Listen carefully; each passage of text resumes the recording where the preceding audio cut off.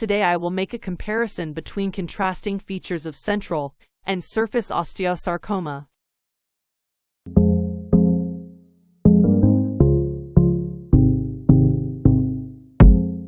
First feature: age. Central osteosarcoma, -10 to 20 years. Surface osteosarcoma, older patients.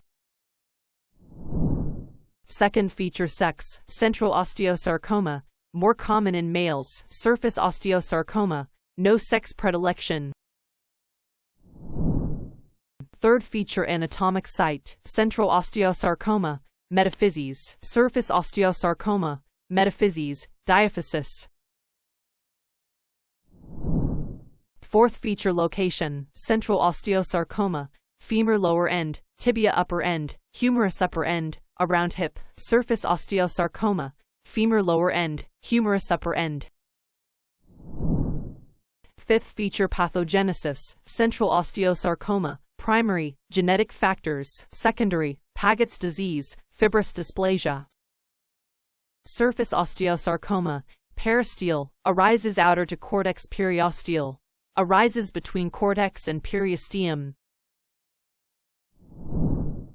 Sixth feature: behavior. Central osteosarcoma, highly malignant. Surface osteosarcoma, slow growing. Seventh feature: gross appearance. Central osteosarcoma, bulky, necrotic, forms Codman's triangle. Surface osteosarcoma, smaller, well-formed bone present. Eighth feature: microscopic appearance. Central osteosarcoma, sarcoma cells, polymorphic and pleomorphic, osteoid formation. Surface osteosarcoma, periosteal, fibrous stromal cells with subtle atypia. Periosteal, high grade 3, both form bony trabeculae.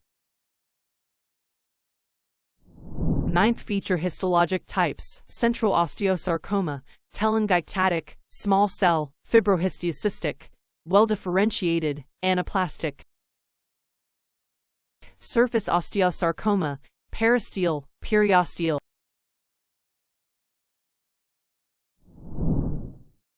10th feature: spread and prognosis. Central osteosarcoma, hematogenous spread, prognosis poor. Surface osteosarcoma, recurrences common, may metastasize, prognosis generally good, better for periosteal than periosteal.